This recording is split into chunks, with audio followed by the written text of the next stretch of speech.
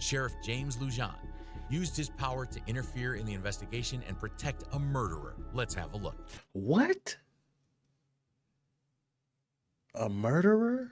Bruh, if this murderer ain't like your brother or your son, I'm finna flip the fuck out.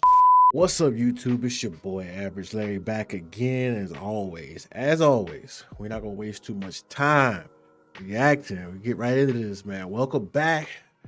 Welcome. If you're new here, stick around. This video is called When Good Cops Caught Bad Cops. Now, I am let's say I kind of, I can see both sides of the argument when it comes to cops. I think there are very good cops and there are very bad cops. And I think, real quick before I get into it, I just want to say, if you are a cop that knows that there is a bad cop and you don't do your due diligence to see them removed from the force, then you are by default a bad cop, right? And that's just how I feel about that. But let's get into the video, man, and see what we got going on here. Cop arrested for assaulting a disabled black man.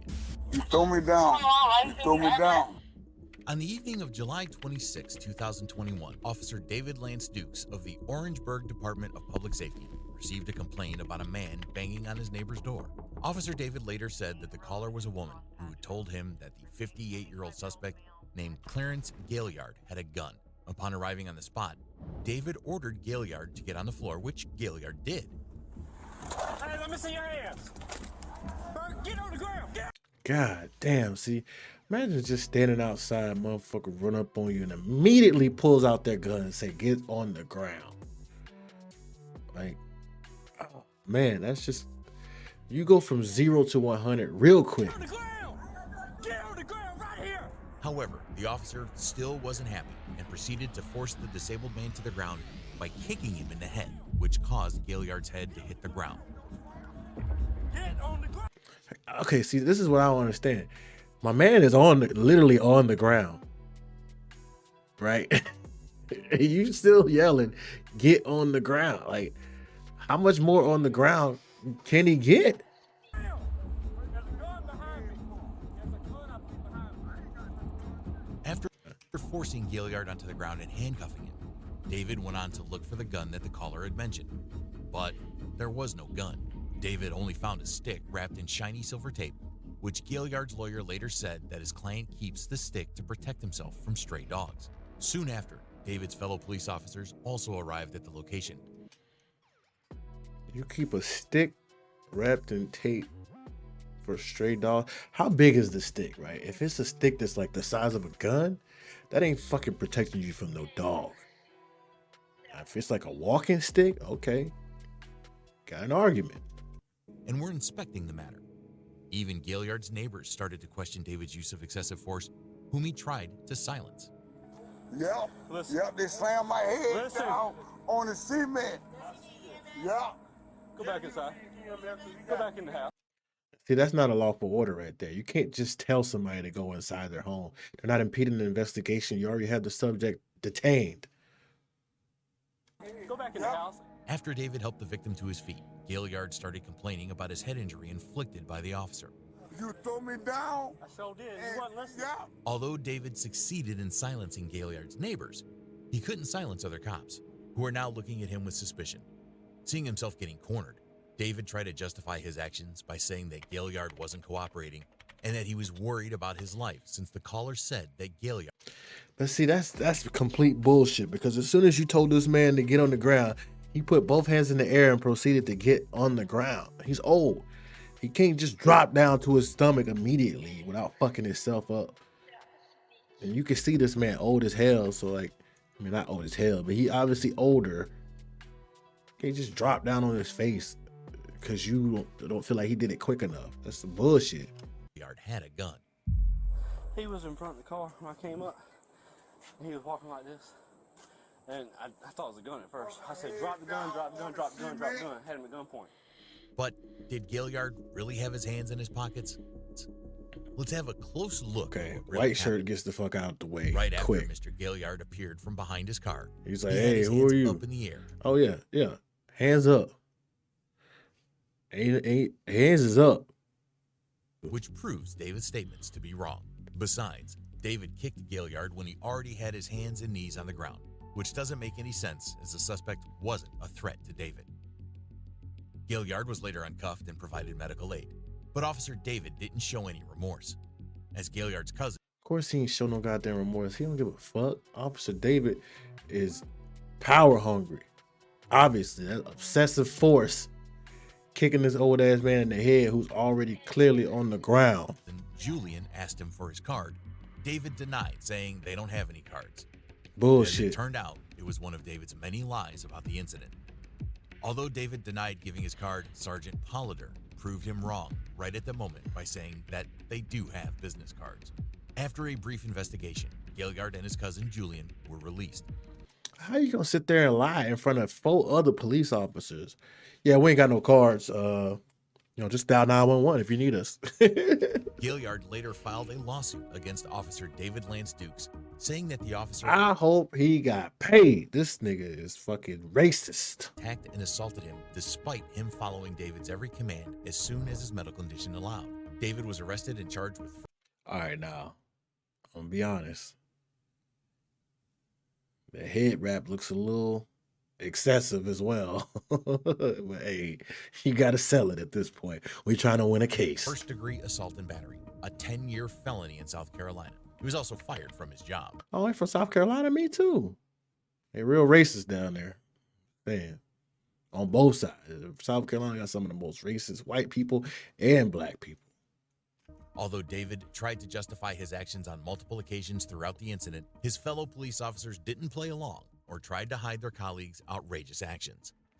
See, I like that. I like that because quite often in these situations, people will just like throw their own morals and morality to the side in support of the blue. You know, we blue together, so we got to stick up for this piece of shit, even though what I think he's doing is wrong. And in this situation, that's not the case. So kudos to those other officers that stood up for right and wrong and not just for the fucking, the shield, the blue shield. Although David was a police officer, the next cop on our list is a chief deputy who not only broke the law, but even tried to use his position to And this motherfucker look like Rico Suave, dog. Damn. get away from the punishment. Number 2, So you're a deputy? I'm a chief deputy. You're the chief? Okay. Newton County Chief Deputy arrested for DUI. While Oh my God. Chief deputy out there driving drunk. You might kill somebody. on patrol on May 12, 2019, Arkansas State Police Trooper Michael Valentine noticed a vehicle swerving from one side to another. As he followed the vehicle, Trooper Valentine noticed that the driver's side tires touched the yellow line multiple times before going off the road. Before the car could collide with an oncoming vehicle and result in the loss of innocent lives, Trooper Valentine pulled over the driver. Little did he know that he was Good job, trooper. to meet a chief deputy. The driver identified himself as the Newton County Sheriff's Office Chief Deputy, Michael Kyle. Now I've heard mixed reports on why they do that. Like, see how he just touched the tail light right there? If you know, write it in the comments. But what I've heard is that that's to like leave some of their DNA on the scene just in case something bad happens and the driver gets away. You know what I'm saying? They can validate, okay, not chief deputy, but trooper, whatever his name was actually there. This is that same vehicle. Let me know if that's true or not. Dunn. Just like Trooper Valentine, I also expected Dunn to know the law better, but it was a wrong assumption. Step out with me, okay? So you're a deputy? I'm a chief deputy. You're the chief? Okay. Giving him a real talk while keeping the privileges as a chief deputy in mind, the trooper said that no matter Dunn's post, he had to do his job. Well, I understand that.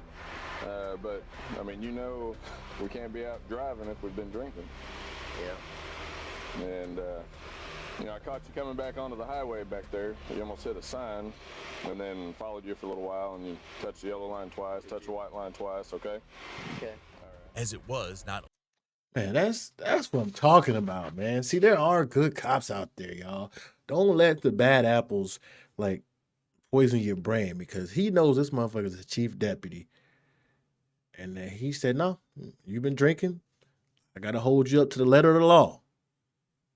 You know, I tip my hat to you, Sergeant, but I got to hold you to the letter of the law. only only Dunn kept struggling with keeping a straight posture, but he was also having a hard time understanding Trooper Valentine's commands. After the trooper asked Dunn to give a field sobriety Now, artificial intelligence can generate ad creatives automatically. The program is called Ad Creative AI, and it test, he refused, knowing how the results would turn out. All right, go ahead and stand. All right. This motherfucker can't even stand up. He is obliterated. He is belligerent. What the fuck are you doing driving, man? Like, all you gotta do is call somebody. Damn, you a cop. You out here supposed to be protecting and serving, and you endangering the general public. You gonna be all right? Yeah. All right, go ahead and stand up for me right here, okay? And face my car. You want to go through these tests, or you just want me to take you in? Huh? I won't take you to Newton. We're in Boone right now, so I'd be taking you to Boone. Okay. I know it sucks. All right, but like I said, it's not my choice. Can't give me a break, man. Hell no, I'm not gonna give you no break. How you supposed to get home? You want me to take you home too? Give you a break and take you home? Chief Deputy? You fucking know better. You know I can. Absolutely can. It's on camera. I can't do anything about it. Even if I wasn't on camera, all right, trooper, you shouldn't have said that, because that's now making me second guess whether you would have gave him a break or not if he wasn't on camera. I don't know, trooper. I was fucking with you, trooper, till you said that shit. I've got family out here on this highway. I'm sure You damn right. Okay, now I'm back with you, trooper. Not only that, he even proceeded to ask the trooper to give him a break, which Valentine courteously refused, reminding the chief This motherfucker can't even stand up, man. He leaning on the car. You gotta lean on it before you're gonna fall over. deputy about the dash cam recording the incident. Now, to speculate about what would have happened had there been no camera recording the incident, I'd leave it to you. Yeah, I mean, he did mention the camera, so I do kind of want to speculate that he might have given him, a pass or a ride home, something. But he did the right thing. For Valentine gave Dunn two choices. Either he gives a field sobriety test or chooses to go to jail. Well, Dunn chose the hard way. You have a pretty good chance of, judge finding you not guilty. He does that quite a bit. I don't know how. I've never seen him in court with another officer with a DWI, but in that court. But he didn't like being handcuffed, a policy that he would have followed against a citizen if he were to arrest one. Motherfucker, don't nobody like being handcuffed. You think us regular folks like being handcuffed, especially how you motherfuckers be clack, clack, clack, clack. Y'all be trying to cut off all fucking circulation to people's wrists and arms. Don't nobody like Although that shit. Dunn tried to remind the trooper about his being a cop again and again, Valentine kept doing his job. But he did respect Dunn's position while doing so.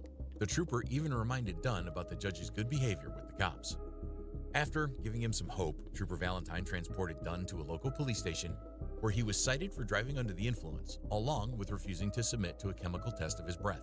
Dunn was later presented in court, where he was found guilty of driving while intoxicated and was ordered to pay a fine of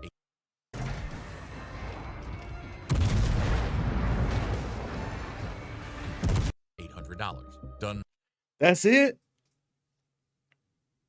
That's all man, that better not be all he got. was also sentenced to 1 year in jail with suspended for only 1 day. Okay, so he did a year in jail, but then they only suspended him for a day. So now he's still back out there, quote unquote, protecting and serving. However, for that day, he received credit for time served. Dunn tried to get away from the hammer of justice. However, the next cop on our list, number 3. It's crazy, man. Like, oh, these motherfuckers he still got off with a smack on. I like that he did a year in jail, but he only got suspended for a day. He right back out there giving fucking bad tickets out and holding people against their will. Sheriff James Lujan used his power to interfere in the investigation and protect a murderer. Let's have a look. What?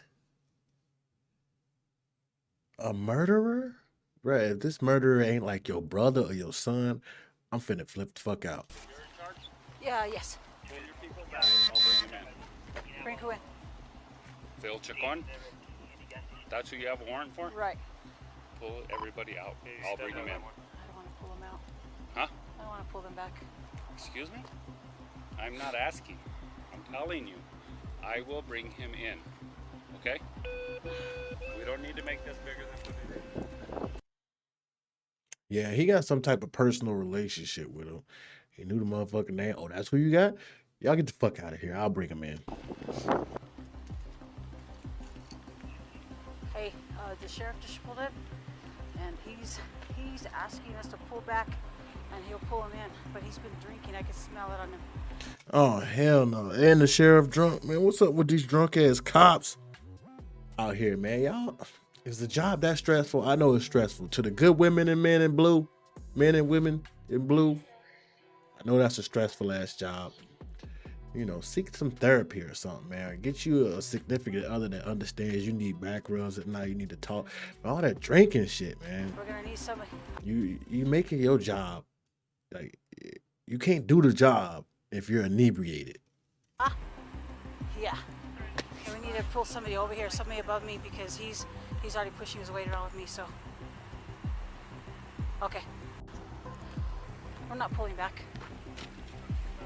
Hi. I'm waiting for. I told Jeremy. Jeremy's calling Command 1 now.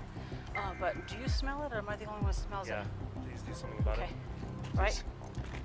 On March 26th, That's fucking sad, man. You gotta have other cops out here making judgment calls because your dumb ass showing up to a crime scene drunk, trying to throw your weight around.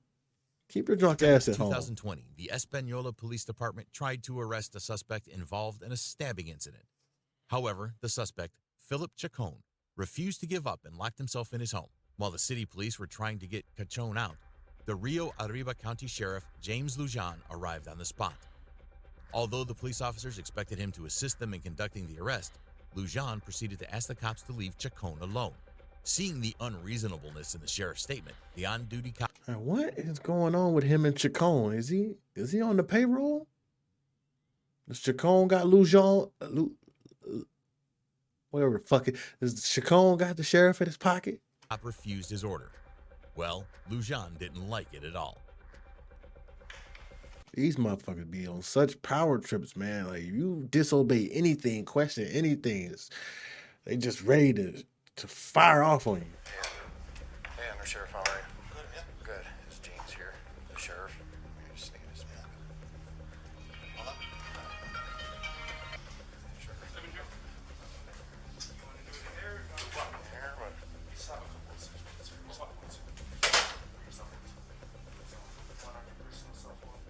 Although the sheriff kept asking the police officers to pull back, the cops resisted.